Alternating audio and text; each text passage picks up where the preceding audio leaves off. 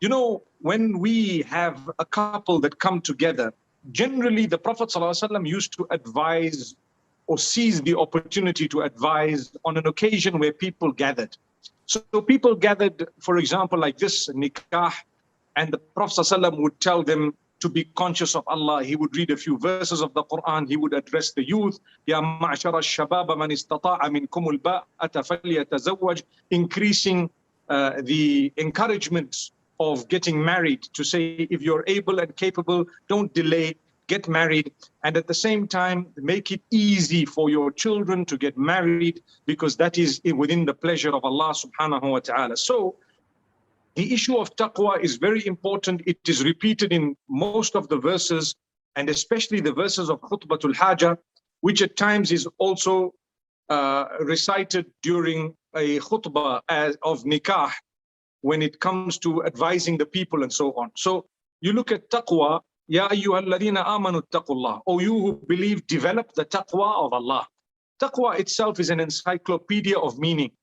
And primarily, it's developing the correct relationship with Allah, having enough fear that would keep you away from sin, and having enough hope that would make you, turn to Him at all times, having enough love of Allah subhanahu wa ta'ala that would make you do the right things, obey His instruction and command. If we have those qualities, when we get married, nothing can go wrong. Nothing can actually go wrong when you have taqwa, because taqwa is the cornerstone of everything and everything good. And taqwa is the main ingredient of ultimate success in the dunya as well as in the akhirah. So remember, our lives should be a journey of development of taqwa. That's the life. My life, from the beginning of my understanding age right to the end where I die, should be the development of taqwa, the betterment of it, the consciousness of how much consciousness I have of Allah subhanahu wa ta'ala. This is what would bring about goodness and happiness. More so when we are coming together in such a sacred union that the rest of our future is determined upon what happens thereafter. This is why the choice of a spouse is very important in Islam, because your future depends on the type of choices you make that Allah has allowed you to make. Obviously, people say, well, it's written by Allah. Remember, the writing by Allah subhanahu wa ta'ala does not necessarily mean He imposed it on you, but rather He gave you a leeway and a choice in certain matters. And that's what He's going to ask you about. So Allah is going to ask you and I how you use the choices. You had to choose a spouse. Did you choose someone who was respectful on both sides?